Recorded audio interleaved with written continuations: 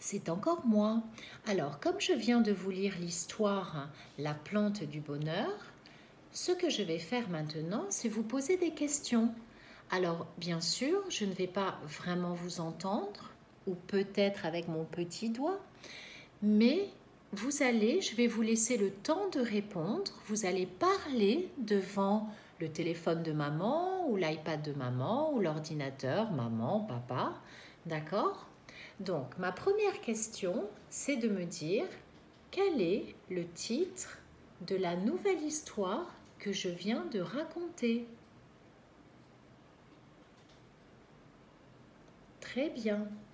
Maintenant, quel est le titre de l'épisode premier que je viens de vous lire? Très bien. Dans ce premier épisode, nous avons vu deux personnages. Pouvez-vous me dire leur nom?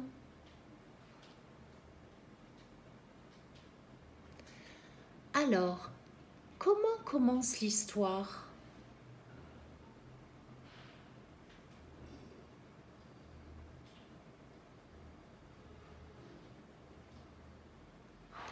Très bien.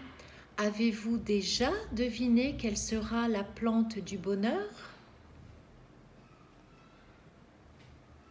D'accord, on verra si vous avez bien deviné ou pas.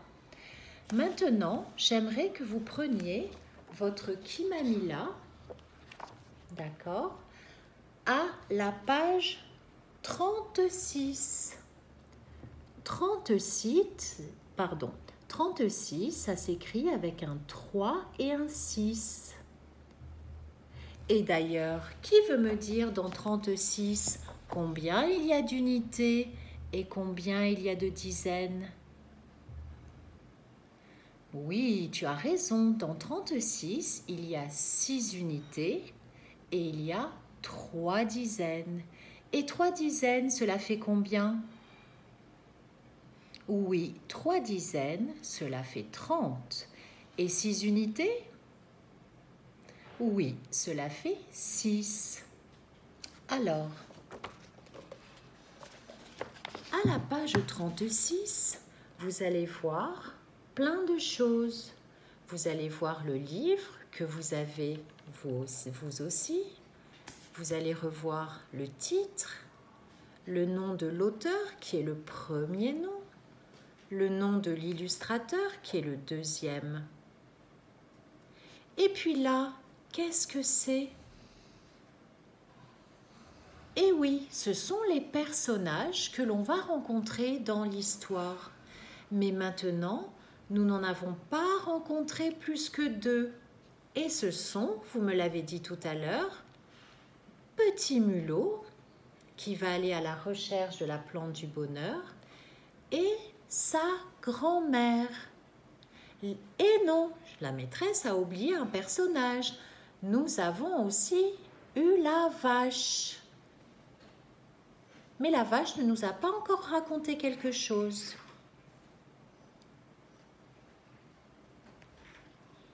Alors moi, j'aimerais que vous réfléchissiez, ces animaux, où est-ce qu'on peut les trouver? Est-ce qu'on les trouve chez nous à la maison? Est-ce qu'on les trouve en forêt, en montagne? Réfléchissez et puis la prochaine fois, on en reparlera. Est-ce que vous voyez Kimamila?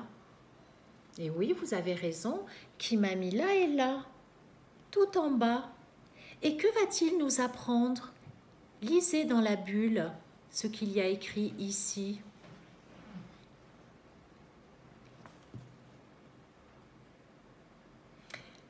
C'est très bien. Kimamila nous dit que nous lirons aussi l'histoire de Jacques et le haricot magique. Qui connaît cette histoire? C'est bien, déjà beaucoup d'entre vous la connaissent, c'est très bien. Eh bien, nous en relirons quelques extraits, quelques passages, mais pas l'histoire en entière.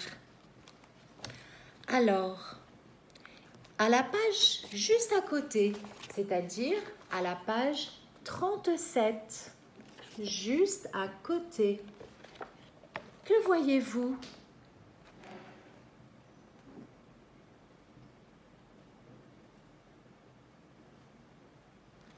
Oui, on peut voir des arbres.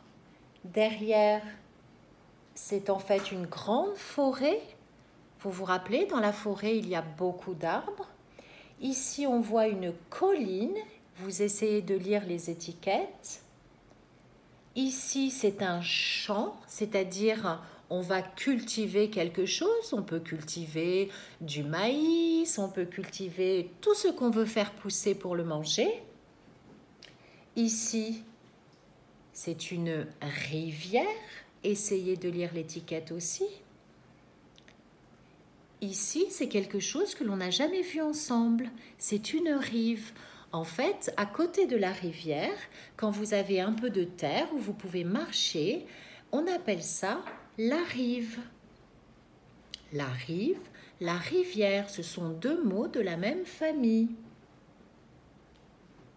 Et puis là, pour passer d'un côté de la rivière à un autre, eh bien, nous avons un pont. Il y a des ponts où on peut traverser en voiture et des ponts qui ne sont faits que pour les piétons, c'est-à-dire les gens qui vont juste marcher. À votre avis, cette photo, elle a été prise d'où?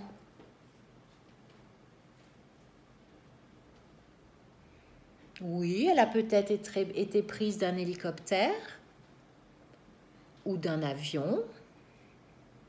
Oui, tout à fait, ça peut aussi être avec un drone.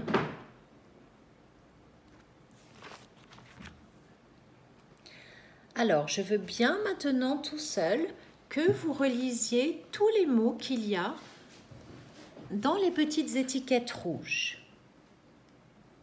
Donc, on y va. Une colline. Un champ.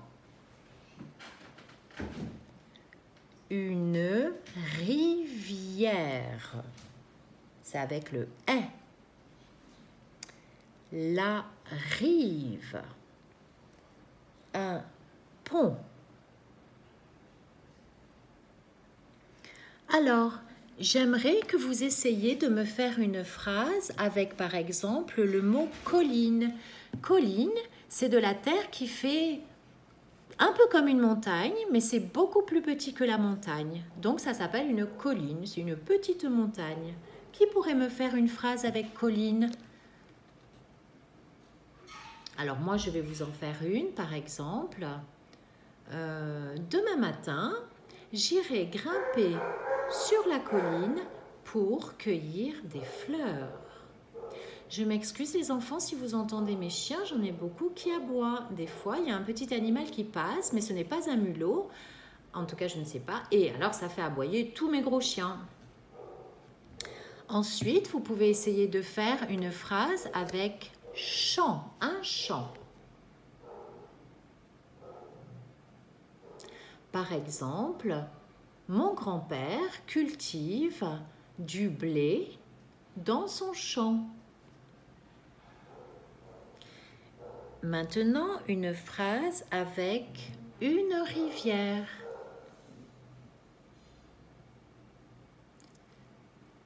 J'aime nager dans la rivière.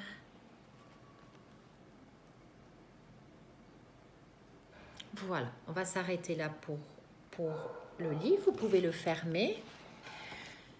Je voudrais vous expliquer... Non, en fait, je crois que les mots, vous les connaissez. Je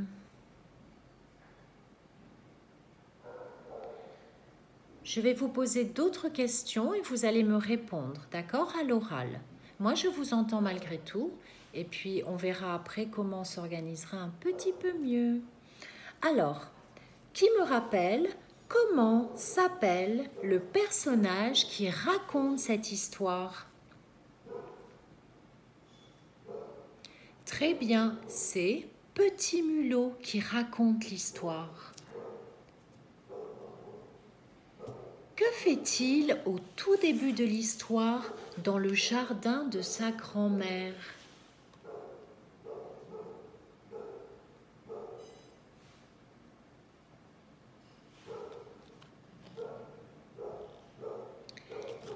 Eh bien, il joue dans le jardin de sa grand-mère et aujourd'hui, il a décidé de semer des graines et ça y est, il les a toutes semées.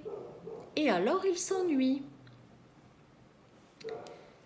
Car, qu'est-ce qu'il doit attendre une fois qu'il a semé ses graines? Eh bien oui, il doit attendre que les graines, germent. Et sa grand-mère lui dit, certaines peuvent germer très vite, d'autres moins vite. Et on l'a vu en classe quand on a fait nos graines aussi. Voilà les enfants, on va s'arrêter là pour aujourd'hui. À bientôt.